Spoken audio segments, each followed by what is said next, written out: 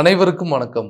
நான் உங்கள் 5ஆம் தலைமுறை ஜோதிடர் ராம்குமார் ராஜேந்திரன். நம்ம இன்னைக்கு பார்க்க போற தலைப்பு, விருச்சக ராசி அன்பர்களுக்கு உங்களுடைய ராசிக்கு 10ஆம் வீடான சிம்ம ராசியில் சூரியன் மற்றும் கேது ஆகிய 2 கிரகங்களுடைய இணைவு. இந்த நிகழ்வு காலகட்டங்கள் அப்படின்னு பார்த்தீங்கன்னா, 18/8/2026 முதல் 17/9/2026 வரை சுமார் 1 மாத காலகட்டங்களுக்கு நடைபெறவிருக்குங்க.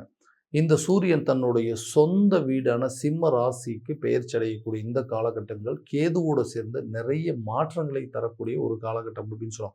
ஸோ இந்த நிகழ்வு காலகட்டங்களில் விருச்சக ராசி அன்பர்களுக்கு தங்களுடைய வாழ்க்கையில் எந்த விதமான அற்புதங்கள் மற்றும் மேன்மைகள் தரப்போகுது அப்படிங்கிறத இந்த காணொலியில் தெளிவாகவும் துல்லியமாகவும் பார்க்கலாங்க. நம்ம சேனலை ஃபஸ்ட் டைம் பார்க்குறவங்க அந்த சப்ஸ்கிரைப் பண்ணிக்கோங்க, பெல் பட்டன் கிளிக் பண்ணி ஆல் அப்படிங்கிற ஆப்ஷன் கொடுத்துக்கோங்க. செவ்வாய் பகவானை அதிபதியாக கொண்ட விருச்சக ராசி அன்பர்கள் தைரியம் மிக்கவர்கள், துணிச்சல் சாலிகள், எந்த விஷயத்தையுமே ரொம்ப ஸ்ட்ராங்காக கான்ஃபிடென்ட்டாக செய்யக்கூடிய நபர்கள். தனக்குன்னு ஒரு கான்ஃபிடென்ட் லெவல் எப்போவுமே ஜாஸ்தியாக இருக்குங்க. என்னால் இந்த வேலையை செய்ய முடியும், என்னால் மட்டும் இது பர்ஃபெக்டாக செஞ்சு முடிக்க முடியும், தனக்குள்ள செல்ஃப் கான்ஃபிடென்ட் அப்படிங்கிறது ரொம்ப ஜாஸ்தியாகவே இருக்கக்கூடிய நபர்கள். அவ்வளோ சீக்கிரம் தன்னுடைய ஆக்டிவிட்டீஸ், தன்னுடைய வேகத்தை யாருக்கிட்டையும் காட்டிக்க மாட்டாங்க. ஆனால் எல்லா விஷயத்திலையும் ரொம்ப நிதானத்தோடும் பொறுமையாகவும் செயல்படக்கூடிய நபர்கள். கடந்த சில காலகட்டங்களாக என்னோடய வாழ்க்கையில் எல்லாமே எதிர்மறையாகவே நடந்திருக்கு. நான் நினச்ச மாதிரி எந்த ஒரு காரியமும் சரியான விதத்தால் நடக்கல. நான் ஆசைப்பட்ட விஷயங்கள் எதுவுமே என்னால் அடைய முடியலைங்க. எதனால் இந்த ஒரு தடுமாற்றங்கள், எதனால் அந்த ஒரு மாற்றம்? ஏன்னா அந்த குரு பயிற்சி, குருவுடைய பார்வை ராசி மேலே படுதுன்னு சொல்கிறாங்க. நிறைய விஷயங்கள் முன்னேற்றமாக இருக்கும். நாங்கள் இருந்தாலும் எந்த ஒரு பலனையும் அனுபவிக்க முடியலன்னு சொல்லக்கூடிய இந்த ராசிக்காரர்களுக்கு 10ஆம் இடமான தொழில் மற்றும் கர்மஸ்தானத்தில் நடக்கும்பொழுது நீங்கள் ஆசைப்பட்ட துறையில் உங்களுக்கு வேலை கிடைப்பதற்கான யோகங்கள் அப்படிங்கிறது உருவாகும். ஏன்னா நான் படித்த படிப்புக்கு இன்றைக்கி நான் செய்கிற வேலைக்கு சம்மந்தமே இல்லைங்க. ஆனால் எனக்கு பிடிச்ச மாதிரி ஒரு வேலை எப்போ தான் கிடைக்கும்? நிறைய இன்டர்வியூஸ் அட்டன் பண்ணிட்டேன், நிறைய வேலைக்கு போயிட்டேன், எனக்கு ஒரு சாட்டிஸ்ஃபேக்ஷன் அப்படிங்கிறது இல்லவே இல்லைங்க. எனக்கு பிடிச்ச மாதிரி ஒரு துறையில் நான் வேலை செய்யணும் அப்படின்னு சொல்லி ஆசைப்பட்டவங்களுக்கு நீங்கள் விருப்பப்பட்ட துறையிலே உங்களுக்கு வேலை கிடைப்பதற்கான யோகங்கள் அப்படிங்கிறது இருக்குங்க. கண்டிப்பாக நீண்ட நாட்களுக்கு வேலை கிடைக்கல, இருந்த வேலையை இழந்துட்டேன், எனக்கு புது வேலை வாய்ப்பு கிடைக்கலன்னு சொல்லி எதிர்பார்த்துட்டு இருக்கிறவங்களுக்கு கூடிய சீக்கிரத்தில் உங்களுக்கு புதிய வேலை வாய்ப்பு அப்படிங்கிறது உங்களை தேடி வரும். வேலை செய்கிற இடத்துல உங்களுக்கு தேவையான சேலரி இன்க்ரிமெண்ட், ஒரு ப்ரொமோஷன் அல்லது ஒரு ட்ரான்ஸ்ஃபர் அப்படிங்கிறது நிச்சயமாக கிடைக்கும். கவர்மெண்ட் ஜாபுக்காக எக்ஸாம் எழுதிட்டு இருக்கிறீங்களா? இது ஒரு பொன்னான காலகட்டம் அப்படின்னு சொல்லுவாங்க. கூடிய சீக்கிரத்தில் உங்களுக்கு ஒரு நல்ல ரிசல்ட் அப்படிங்கிறது, இல்லை எக்ஸாம்ஸ் எழுதிட்டு ரிசல்ட்டுக்காக வெயிட் பண்ணிட்டு இருக்கிறவங்களா இருக்கட்டும், உங்களுக்கு ஒரு நல்ல தகவல்கள் அப்படிங்கிறது கட்டாயமாக வரும். வெளியூர் மற்றும் வெளிநாடு சம்மந்தப்பட்ட யோகங்கள் அப்படிங்கிறது உருவாகுங்க. இவ்வளோ நாளாக ஃபாரின் போகிறதுக்காக ட்ரை பண்ணிட்டு இருந்தீங்க, இன்னும் எந்த ஒரு நல்ல ரிசல்ட்டும் கிடைக்கலையே அப்படின்னு சொல்லி யாரெல்லாம் உங்களை கேட்டாங்களோ அவங்களே வாயடிச்சு போகிற அளவுக்கு சில நிலைகள் வரும். வெளியூர் மற்றும் வெளிநாடு சார்ந்த வேலை வாய்ப்புகள் உங்களை தேடி வரக்கூடிய ஒரு தருணமாக இருக்க போகுது. அடுத்ததாக பிஸ்னஸ் பண்ணிட்டு இருக்கிறவங்களுக்கு இந்த பிஸ்னஸில் என்னால் முடிஞ்ச வரைக்கும் எல்லா எஃபோர்ட்டுமே ரொம்ப பர்ஃபெக்டாக போயிட்டு இருந்தோம். ஆனால் முன்ன இருந்த மாதிரி பிஸ்னஸ் டெவலப்மெண்ட் அப்படிங்கிறது ஒன்றுமே இல்லைங்க. ஒரு காலத்தில் நல்ல லாபகரமான சூழல் அப்படிங்கிறது வந்துட்டுச்சு. நிறைய கிளைண்ட்ஸ் எல்லாம் உள்ளே வந்துட்டு இருந்தாங்க. இப்போ என்ன நடந்ததுன்னே தெரியலைங்க. பிஸ்னஸ் அப்படியே கிணத்துல போட்ட கல் மாதிரி ஒரே இடத்துல தேங்கி நிற்கிது. லாபமும் இல்லை, நஷ்டமும் இல்லை. ஏதோ டெய்லியும் வேறு வேலை வழி இல்லாமல் இந்த தொழிலை செய்கிற மாதிரி இருக்குது அப்படிங்கிற குழப்பங்கள் நிறைய இருக்கும். அவங்க தொழில் ரீதியாக நிறைய மாற்றங்களை பெறக்கூடிய ஒரு காலகட்டம் அப்படின்னு சொல்லுவாங்க. எதிர்பாராத விதமாக உங்களுக்கு நிறைய ஆப்பர்ச்சுனிட்டிஸ் அப்படிங்கிறதும், நிறைய கிளைண்ட்ஸ் அப்படிங்கிறது உங்கள் பிஸ்னஸ்க்கு வருவாங்க.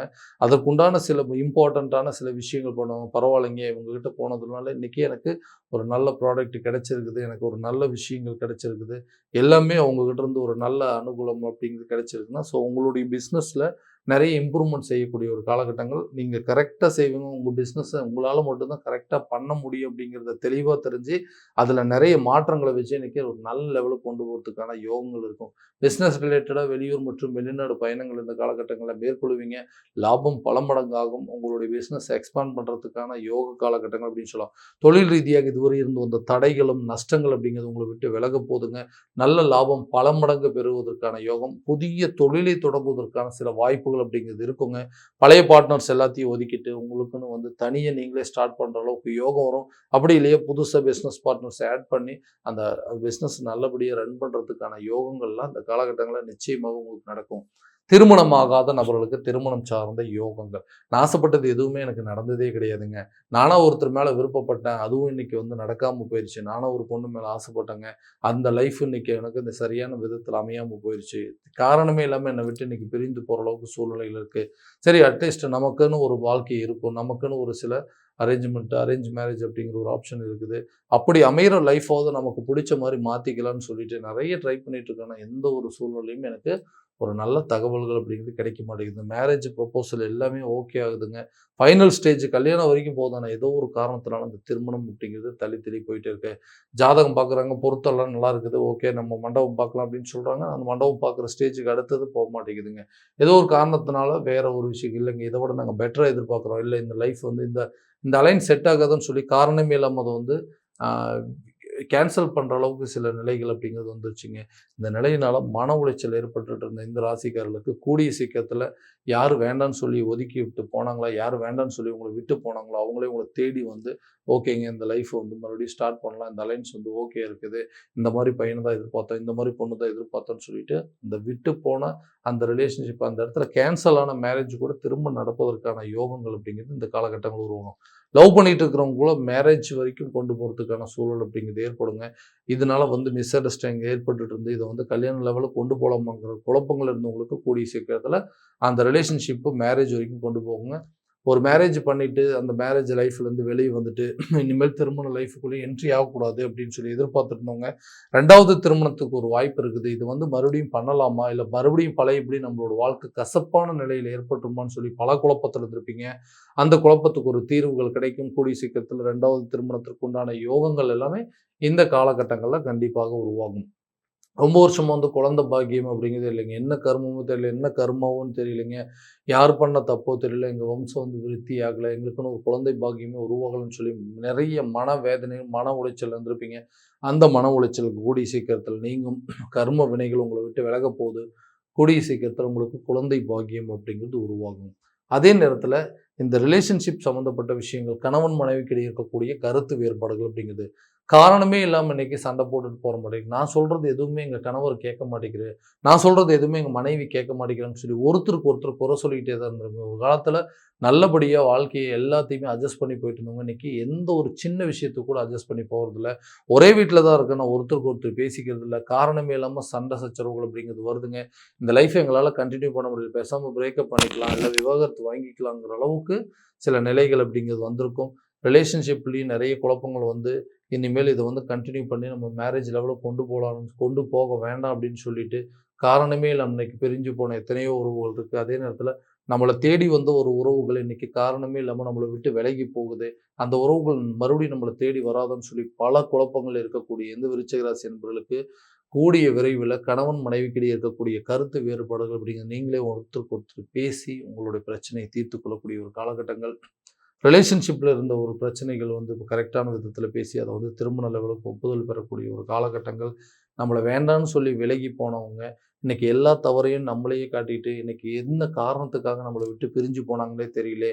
இந்த எந்த தப்புமே செய்யாத எனக்கு இவ்வளோ பெரிய தண்டனைன்னு சொல்லி மனவேதனையிலும், மன உளைச்சலும் இருந்தவங்களுக்கு, கட்டாயமா தான் செஞ்சது தவறுன்னு சொல்லி, வேண்டான்னு சொல்லி விட்டுட்டு போனவங்களே உங்கள தேடி வந்து மறுபடியும் வந்து அவங்க உங்க கூட பேசுறதுக்கான சில சூழ்நிலைகள் அப்படிங்கிற இந்த காலகட்டங்கள் உருவாகும்.